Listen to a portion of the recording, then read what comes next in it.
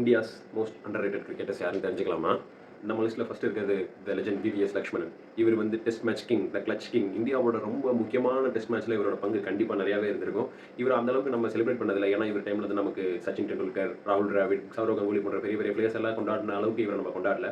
இவர் லிஸ்ட்டில் நம்ம அடுத்து பார்க்க போகிறது Mohammad Kaif, one of the best Indian fielder I ever seen. இப்போ நம்ம ரவீந்திர ஜடேஜாவை எப்படி கொண்டாடுறோமோ அந்த அளவுக்கு முகமது கைஃபை நம்ம கொண்டாடினதில்லை. நாட்வெஸ்ட் சீரிஸ் ஃபைனல்ஸில் அவரோட இன்னிங்ஸை யாராலையும் மறக்கவே முடியாது. அடுத்து பார்க்க போகிறது இந்தியாவோட wicket keeper batsman, current RCB coach Dinesh Karthik. இவருக்கு தோனி பீரியட்ல இவர் என்ட்ரி கொடுத்ததுனால இவருக்கு நிறைய வாய்ப்பு கிடைக்கல. ஆனால் கிடைச்ச வாய்ப்பை பயங்கரமாக யூட்டிலைஸ் பண்ணியிருக்காரு. இவரோட கம்பேக் கிங் அப்படின்னு எல்லாரும் சொல்கிறாங்க. ஆனால் என்னமோ இவர் பர்சனல் லைஃப்பில் இருந்த பிரச்சனைனாலையோ என்னமோ இவரால் தோனி ஷைன் பண்ண மாதிரி ஷைன் பண்ண முடியல. அடுத்து பார்க்க போகிறது ஆஷிஷ் நெஹ்ரா, முக்கியமான ஃபாஸ்ட் பவுலர். இவரும் நிறையா பிரில்லியன்ட் பெர்ஃபார்மன்ஸ் கொடுத்துருக்காரு. வேர்ல்டு கப் வின்னிங் டைமில் இருந்திருக்காரு. இவரோட பங்கு அதில் முக்கியமானது. இந்த லிஸ்ட்டில் அடுத்து யார் இருக்கான்னு தெரிஞ்சதுக்கு முன்னாடி மறக்காம என் சேனலை சப்ஸ்கிரைப் பண்ணிக்கோங்க. அடுத்து நம்ம பார்க்க போகிறது Praveen Kumar, the swing king. இவர மாதிரி ஸ்விங் பவுலர் இந்தியாவில் யாருமே இல்லை.